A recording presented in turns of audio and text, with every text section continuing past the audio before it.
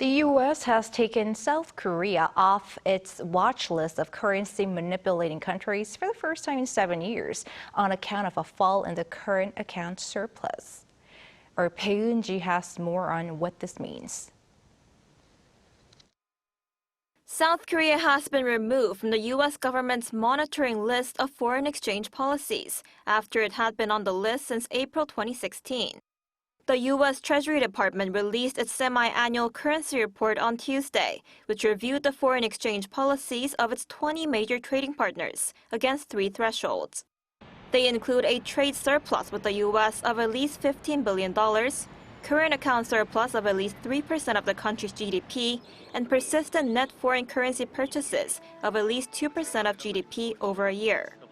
Countries that meet 2 of the 3 criteria are placed on the monitoring list to check for exchange rate manipulation against the dollar. South Korea and Switzerland were removed from the watch list, while China, Germany, Taiwan, Malaysia, and Singapore are among the 6 countries that remain.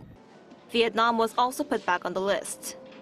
The Treasury's report said no major trading partners appear to be manipulating the rate of exchange. South Korea was taken off the list mainly because the current account surplus fell, as exports plunged, and this impacts the current account surplus. One expert says the U.S. latest decision is both good and bad news for South Korea.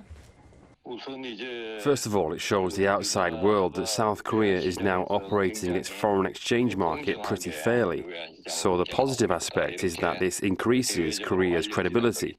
But at the same time, because it means the current account surplus has significantly decreased, it also means that exports have not increased a lot. The same expert also explained that because South Korea's current account surplus will not be significantly increased anytime soon, it's likely that it'll not be back on the list for the time being. Bae Eun-ji, Arirang News.